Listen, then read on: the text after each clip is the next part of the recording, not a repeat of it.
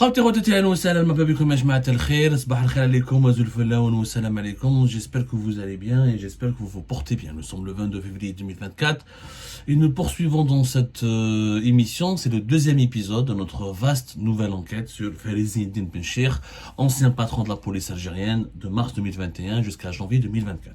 Dans le premier épisode, qui était assez long, nous vous avions expliqué comment Fares Eddine Benchir, de 2014 à 2017, a siégé dans le Conseil d'orientation, qui est un organisme dirigeant d'un organisme universitaire français, appelé le CNAM.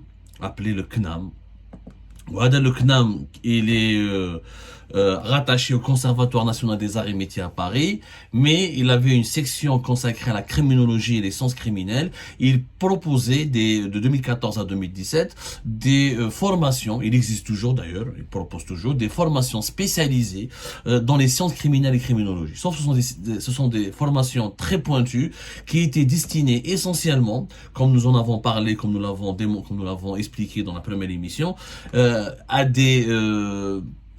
des personnes qui sont déjà membres des services de sécurité ou qui ont déjà des carrières au sein des services de sécurité, et ce master, ces formations sont destinées d'ailleurs sont validées et proposées aussi en concertation avec des établissements sécuritaires ou la militaire de pointe en France, comme l'école de guerre en France, l'école des officiers de la gendarmerie nationale, des écoles de formation de policiers français.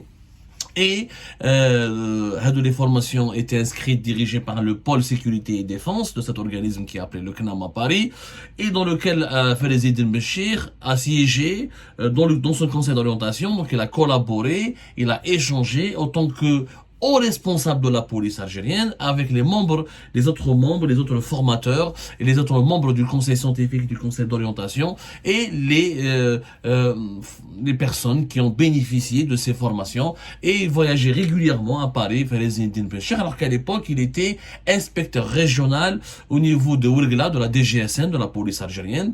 Et donc c'est au niveau, avec sa casquette de policier algérien, qu'il se présentait régulièrement à Paris pour participer aux activités et aux échanges et aux formations du CNAM, toujours en présence des membres les plus éminents des services de renseignement occidentaux. On a parlé dans la première émission, comment Fares Eddine Benchir, il avait comme collègue au sein du CNAM des anciens responsables de la DGSE. Il y avait au moment entre 2014 et 2017, il y avait le responsable en fonction de la DGSE, de l'enseignement intérieur français, le patron de la gendarmerie nationale française, le patron de la police française, l'ex-directeur des opérations de la CIA, monsieur David Cohen. Il y avait aussi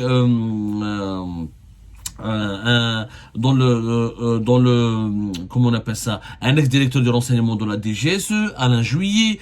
Mais il y avait aussi dans le conseil scientifique du CNAM, conseil scientifique, conseil d'orientation, ce sont donc deux instances dirigeantes de cet organisme, et Fares Eddine Benchir côtoyait tous les membres dirigeants du CNAM et tous les formateurs du CNAM, et participait à des ateliers et à des rencontres. Nous avons confirmé au cours de nos investigations qu'il séjournait régulièrement à Paris pour échanger et parler et travailler avec ses collègues qui sont tous des hauts responsables des services de l'enseignement étrangers et occidentaux, parmi lesquels l'ex-responsable du MI6. Le MI6, c'est de l'enseignement extérieur britannique. Et on s'était arrêté là.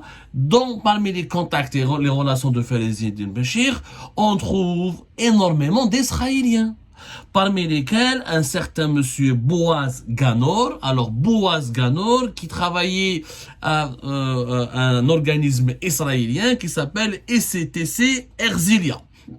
Alors je m'explique, je te fais la gravité de la situation. Il faut savoir pourquoi on s'intéresse à cette enquête. Encore une fois, en Algérie, il est totalement criminalisé, c'est considéré comme criminel d'être en contact avec des responsables israéliens. Moi, par exemple, en tant que journaliste, je n'occupe pas une fonction officielle. Je n'ai pas accès à des dossiers sécuritaires sensibles.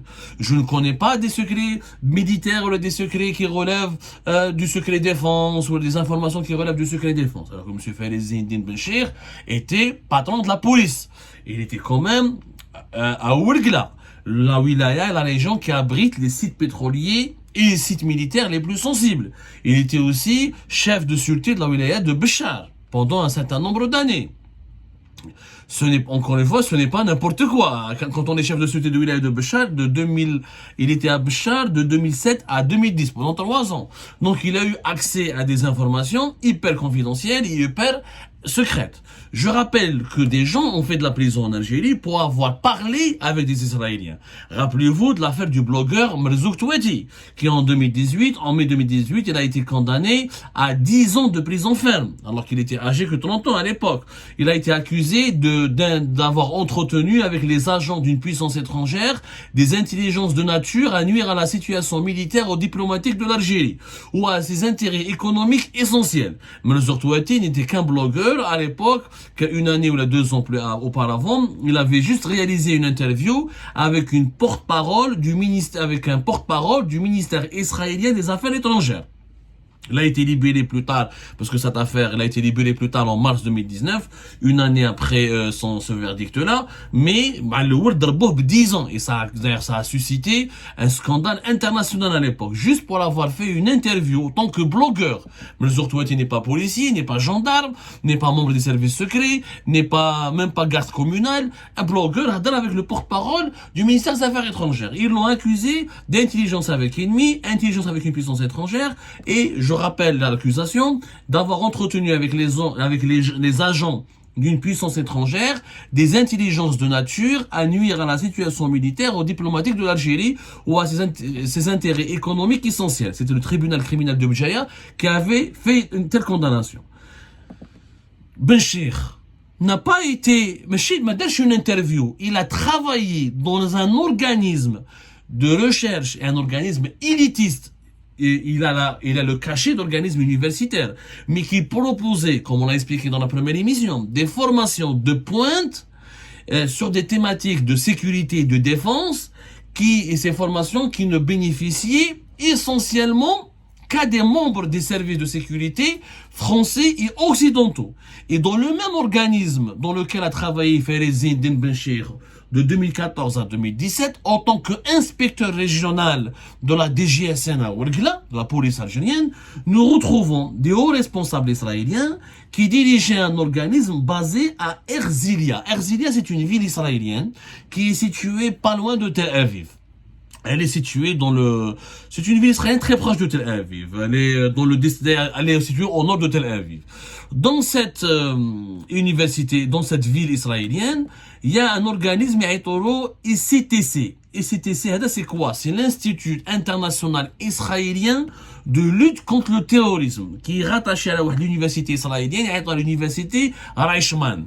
La ville israélienne Erzilia, elle s'est fait connaître essentiellement grâce à ce pôle de recherche sur le terrorisme et sur la sécurité. Le professeur Boaz Ganor était l'un des contacts et l'un des collaborateurs et des interlocuteurs directs de l'Algérien Ferezi Den Benchir. Sauf que monsieur Boaz Ganor, ce n'est pas un simple professeur, puisqu'encore une fois, comme Ariel Merari, le fameux cerveau des renseignements, le grand professeur israélien Ariel Merari, on en a parlé dans les émissions, dans les révélations précédentes d'Algérie Part sur les connexions israéliennes de monsieur Ferezi Den Benchir et Ariel Merari. Je vous le rappelle, il était membre du Conseil de sécurité nationale israélien. Il était lié à l'ex-directeur du Mossad, Shabtai Shavit. Il avait été Ken Khaddam, il était l'un des formateurs de pas mal de services de renseignement faits en Israël. Il occupait des fonctions importantes. Ken, le directeur de recherche scientifique sur le programme des terroristes suicides, sur les terroristes palestiniens au niveau du Conseil de sécurité nationale d'Israël de 2002 à 2009. Il avait aussi dirigé la cellule de formation de l'unité israélienne de négociation des otages et de gestion des crises qu'il avait dirigé pendant 20 ans. Donc c'était l'un des cerveaux de l'appareil sécuritaire israélien. Et Hada Boaz, je reprends son nom, excusez-moi s'il vous plaît, Hada Boaz Ganor, il est du même calibre que Ariel Merari. Il est du même calibre. Il a travaillé comme conseiller auprès de l'armée américaine. Il a travaillé comme conseiller auprès du département de police de New York. Il a travaillé comme conseiller au niveau du département de sécurité américain. Il a travaillé comme, il était membre ouathanique du Conseil de sécurité national israélien, comme Ariel Merari. Il est devenu membre du Conseil national de sécurité israélien depuis 2001. Il était spécialisé dans la surveillance de l'incitation à la violence et au terrorisme. Encore une fois, je vous rappelle que Israël classe comme terroristes les mouvements de résistance israélienne et que c'est quand même étrange que le régime algérien permette à un haut responsable de la police algérienne de siéger dans un organisme officiellement de recherche et de formation universitaire, mais dans lequel on retrouve des hauts responsables et des anciens des services de renseignement occidentaux et des hauts responsables des services de renseignement israéliens. On rappelle, en Israël, c'est une sécuritocratie, il y a une emprise des services de sécurité et de l'armée sur la vie politique. On voit bien que les politiciens israéliens ont tous, ou ils sont des anciens de l'armée, ou ils ont des relations avec l'armée, ou c'est des anciens des services de renseignement. Hada Ganor, professeur Ganor, je rappelle qu'il était conseiller, qu'il a travaillé qu'il était le conseiller du coordinateur israélien de la lutte contre le terrorisme au bureau du premier ministre et le ministre israélien de la Défense. Il a été aussi consultant de Benjamin Netanyahu. En 1995, il était le consultant de Benjamin Netanyahu, le criminel qui est en train de tuer les enfants et la population de Gaza. Donc, il a travaillé essentiellement avec tous les organismes israéliens, les organismes israéliens les plus prestigieux, les plus influents. Il a même conseillé donc Benjamin Netanyahu. Il a même, ça c'était en 1995, il était l'un de ses consultants. Il a travaillé avec le coordinateur israélien de lutte contre le terrorisme, ou dans son centre que dirige le professeur Boaz Ganor, à savoir l'ICT de l'Institut international de lutte contre le terrorisme de Herzliya. Nous retrouvons quoi? Nous retrouvons beaucoup d'officiers très importants, très prestigieux et très puissants des services de renseignement israéliens qui venaient à Paris et qui participaient au nom du ICTC Herzliya aux formations ou là aux ateliers des échanges ou là aux travaux de coordination avec le CNAM de Paris. Avec le CNAM de Paris avait des activités, organisait des activités, des ateliers, des formations spécifiques de courte ou de longue durée, dans lesquelles les responsables israéliens, des services de renseignement ou de plusieurs services de sécurité israéliens participaient régulièrement. Où l'Algérien Farizid Bachir était régulièrement présent à Paris, il rencontrait ces Israéliens, il faisait ses ateliers avec eux, il échangeait avec eux, il leur parlait le plus normalement du monde, alors qu'en Algérie, on criminalise toute relation avec les dirigeants israéliens. C'est quand même bizarre. Encore une fois, je le dis et je le redis, en Algérie, il est strictement interdit de participer à un événement officiel, ou là officieux, ou là formel et informel, non, quand on est membre imminent des services de sécurité, que ce soit la police, ou là le ministère de la Défense nationale, ou là l'armée nationale et populaire, ou là la gendarmerie nationale, ou les services secrets algériens, on ne peut pas participer à des événements formels ou informels organisés en Occident, notamment à Paris en France, en présence des services de renseignement occidentaux israéliens. C'est impossible. L'Algérie est interdit. Il y a des rencontres. Il y a des rencontres officielles de coopération. Mais il faut que ça soit organisé dans un cadre officiel. Oui, la police algérienne peut traiter avec la police française, ou là avec la police belge, néerlandaise, mais un policier algérien ne peut pas traiter avec quelqu'un qui est membre des services de renseignement français, membre des services de renseignement britanniques, membre des services de renseignement belges, ou là membre des services de... Encore, avec Israël, c'est impossible. Aucune coopération n'est possible. Elle est criminalisée. Un simple citoyen, s'il entre en contact avec un citoyen israélien, il dit j'ai participé à des plateaux de I24 News, donc journaliste, on va considérer comme un traître. Mais les autorités d'abord 10 ans de prison pour une interview. Monsieur, avec une interview, alors qu'il est blogueur, monsieur Farizid Bachir, policier, inspecteur régional de la police algérienne, fait Ouargla, et ancien responsable de la police de la wilaya de Béchar, les deux wilayas les plus sensibles du territoire national. Il avait quoi comme collègue? L'ex-conseiller de Benjamin Netanyahu. Il est un des membres du Conseil national de sécurité en Israël. Et conseiller de plusieurs conseillers, le premier ministère, le coordinateur de lutte contre le terrorisme israélien. C'est quand même extrêmement bizarre, pour ne pas dire extrêmement grave. La politique du régime algérien, elle est claire. Elle est anti-impérialiste, soi-disant anti-occidentale. L'Algérie, elle forme ses officiers en Russie. Il y a des formations en France et aux États-Unis, mais elles sont encadrées.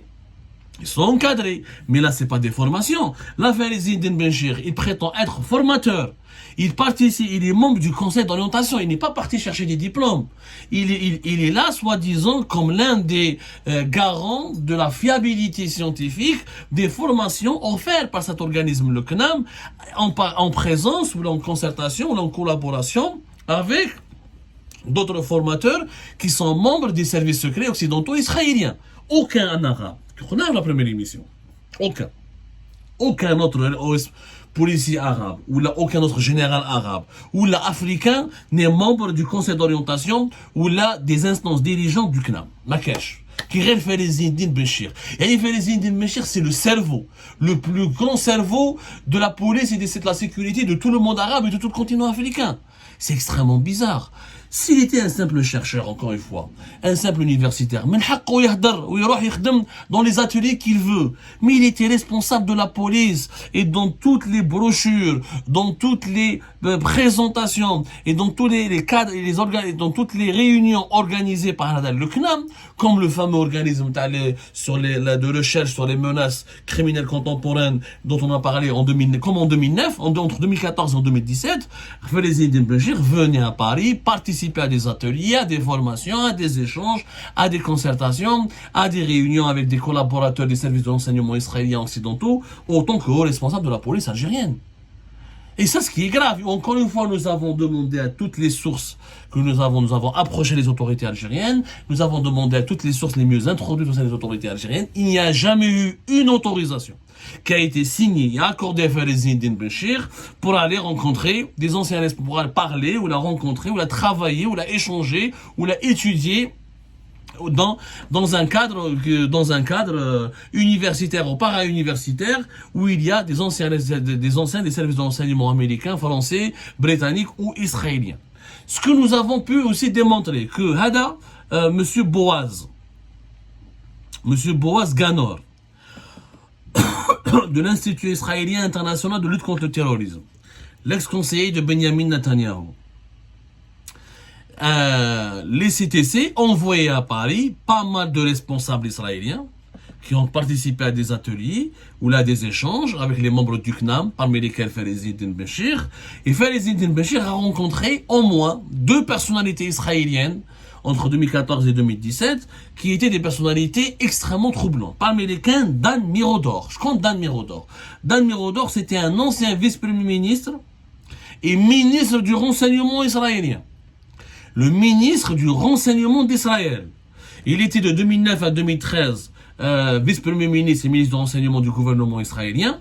Et de 2004 à 2006, il a été président du comité nommé par le ministre israélien de la Défense sur la doctrine de défense d'Israël. Il est l'un des membres les plus importants de l'Institut international israélien sur la lutte contre le terrorisme de Herzliya, la fameuse université Reichman qui est basée encore une fois à Herzliya en Israël.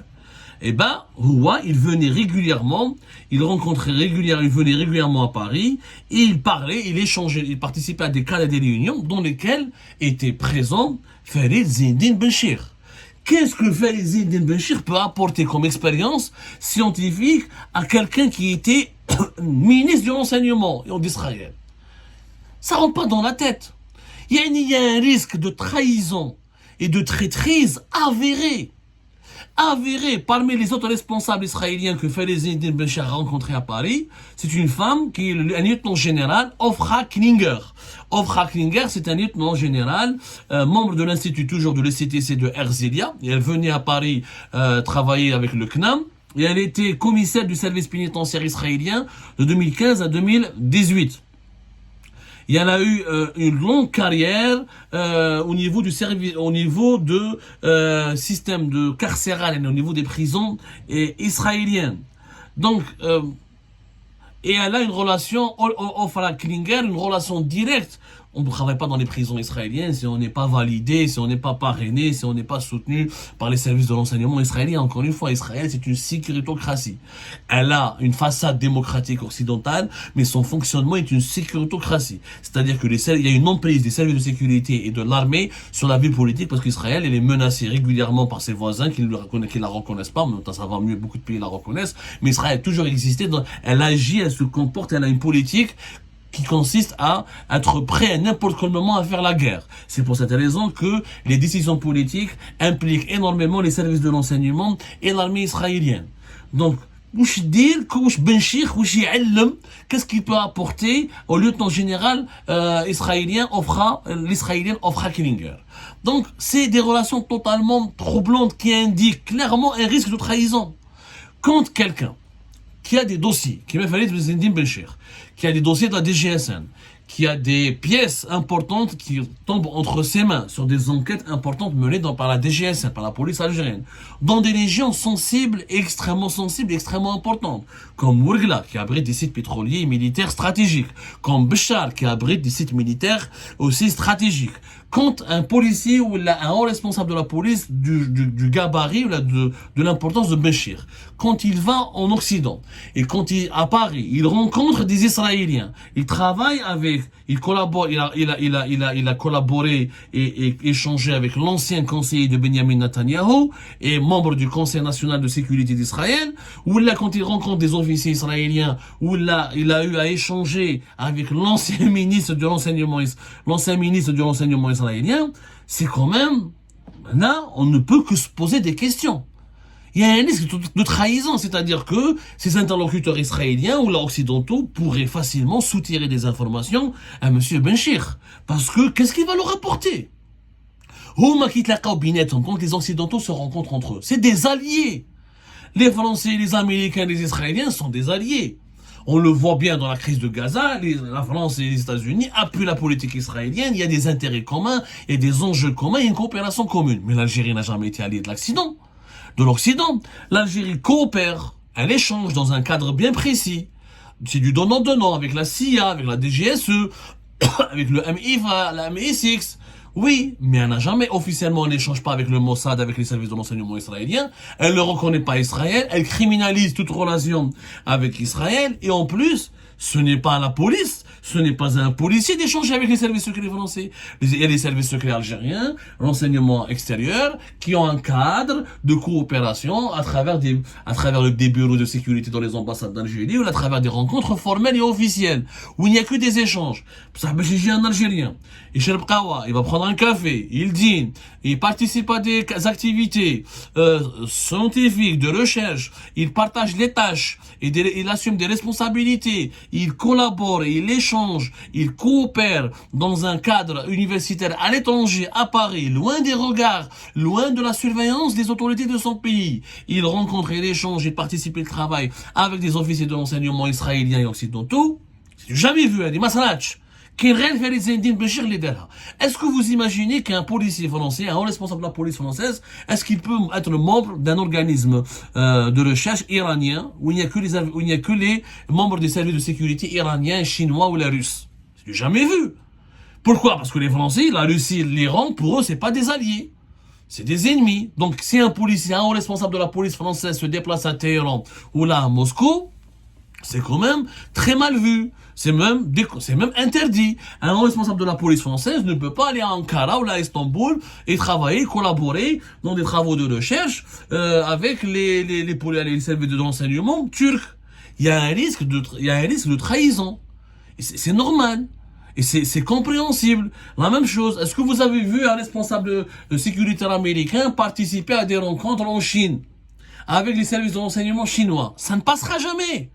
Ça ne passera jamais, parce qu'il y a le devoir de réserve. Et quand un fonctionnaire a eu accès à des dossiers très sensibles, il doit être surveillé, il doit être contrôlé, et il ne peut pas entrer en contact avec les services de sécurité étrangers dans n'importe quelle circonstance ou dans n'importe quel contexte. Il faut qu'il y ait des cadres il n'y a que le cadre officiel. Il y a des cadres, la coopération entre les services de sécurité, elle est encadrée par des rencontres officielles, en présence des diplomates, en présence des représentants des États. Oui, c'est des échanges de coopération sur des dossiers de lutte commune contre la criminalité et le terrorisme. Tu voyages, tu prends des congés, tu laisses tomber ton boulot à Ouargla pour aller à Paris, tu manges, tu dînes, tu travailles, tu collabores, tu participes à des formations, à des consultations, il y a des échanges avec des membres des services de renseignement israéliens et occidentaux. C'est du jamais vu. Ça, c'est pas un cadre de coopération officielle. Et l'Algérie ne coopère pas officiellement avec Israël. Et c'est pas comme ça que ça se passe, la coopération sécuritaire.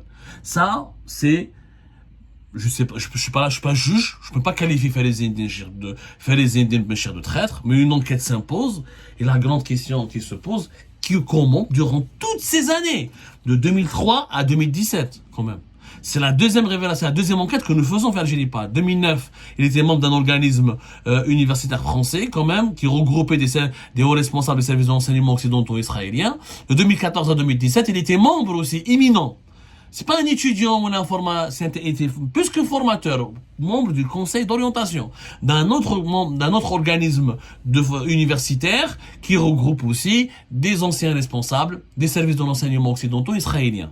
C'est quand même étrange. Pendant toutes ces années, que faisaient les services secrets algériens? Ils étaient au courant. Moi, quand je pose la question, ils trouvaient effectivement bizarre ces déplacements en France, mais à chaque fois, c'est la DGSN, ils fournissaient, non, ils parlent en mission.